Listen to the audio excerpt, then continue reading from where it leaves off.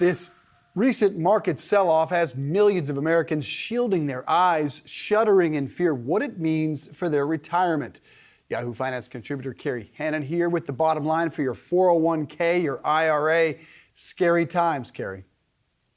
No kidding. I definitely am not looking. So I don't know about you two, but I'm not looking. No way. But the fact that a lot of people do have to look. If you are a retiree, you have to be paying attention, because if you have to take those required minimum distributions from your retirement accounts this year, you're going to be selling, and that's not going to be a pleasant situation for you. So it's pretty rocky and pretty scary. But frankly, if you're young, you've got time, right? We've been through these cycles. You have time for things to bounce back. Even if you're nearing retirement, you have time for it to bounce back.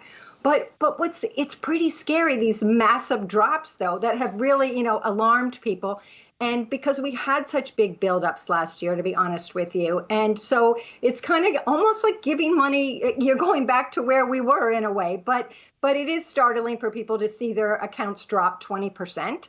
And what's happened really that's new in recent years really is more and more people have more equity holdings in their 401k plans and in their IRAs. It used to be you had this equation. You would say 100 minus my age is going to be the percentage I'm going to have in equities. Not so much anymore. People have like 2/3 of their retirement accounts invested in equities. And, it might be, people in their 50s, 70%, and it drops down a bit as they get older, but people are still holding a lot of equities in these accounts.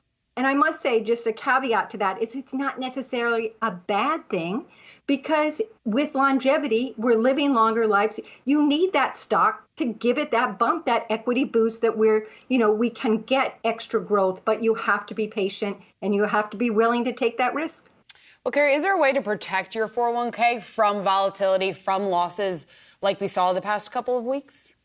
That's a good question. It's just so difficult in today's world. Yes, you can shift to more conservative investments. You can move as target funds, which is a big thing these days, sort of gradually shifts you into bonds. But as we know, that's not necessarily a panacea. So often in today's world, if you're invested into your 401k plans, chances are you're heavy into equities, and you're just going to have to. I personally like index funds, but those took a hit as well. But at least you have a bit more ballast there.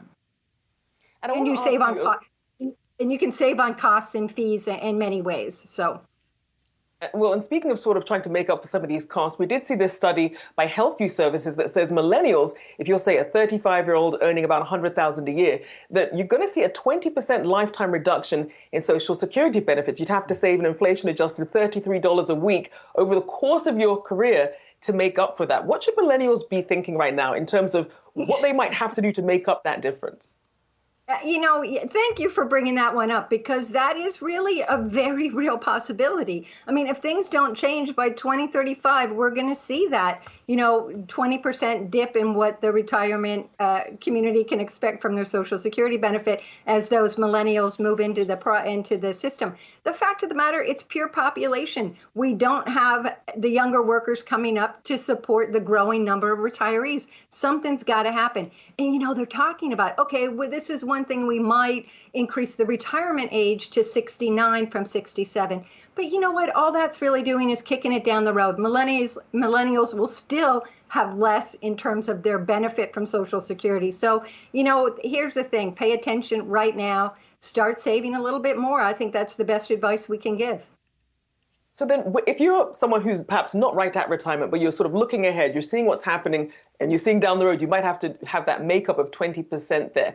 What should you be investing in? What is the best strategy if you've not started at all in terms of thinking for your retirement? How should people start? What's the first step? Yeah, well, that's good. I'm still a believer in going, you need to have equities, especially if you're younger. And so you need to pay attention to that. And what that model from HealthView that you mentioned, they're, saying about a 6% average return and having your employer kick in 50% to get you even to that 20% when you chip in an extra 33 a month.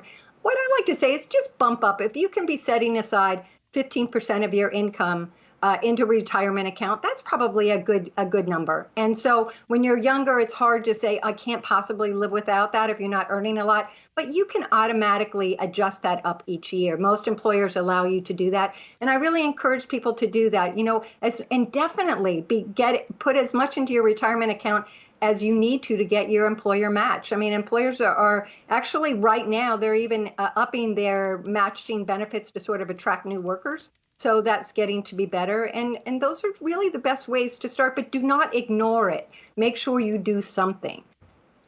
Definitely not the time to put your head in the sand. We do appreciate you always coming on. Kerry Hannon there for us. Thanks so much.